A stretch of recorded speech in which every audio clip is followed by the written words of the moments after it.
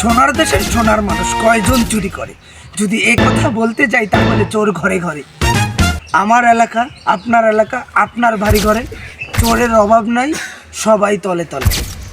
একটা কথা বলি, যারা আমাদের সেবা করবে তারাই চুরি করে।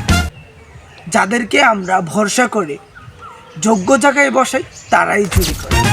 শিক্ষক থেকে প্রত্যেকটা জায়গায় বাংলাদেশের চুরি আছে, চাঁদাবাজি আছে এবং ঘুষ আছে।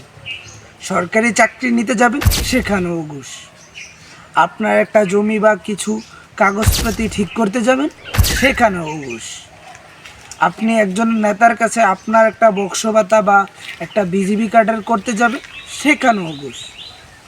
নেতা বানানো হয়েছে আমাদের সেবা করার জন্য, সেই নেতাই নাকি আমাদের সেবার নামে তার পকেট ভরে। তাহলে দেশের উন্নতি হবে কি করে? দুঃখ দুর্দশা এদেশের থেকেই যাবে। এদেশে শেখ মুজিবুল বলেছিল, সবাই পায় সোনার খনি, কেউ পায় তেলের খনি, আর আমি পেয়েছি চোরের খনি। এদেশে কে ভালো? যে ক্ষমতায় আসে, যে মানুষের সেবা করতে আসে, সেই চুরি শুরু করে, সেই চাঁদাবাজি শুরু করে।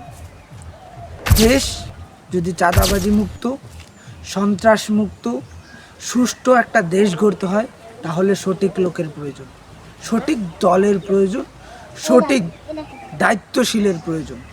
তাহলেই দেশ চলবে, দেশের গতিতে সুন্দর করে মানুষ থাকবে শান্তিতে।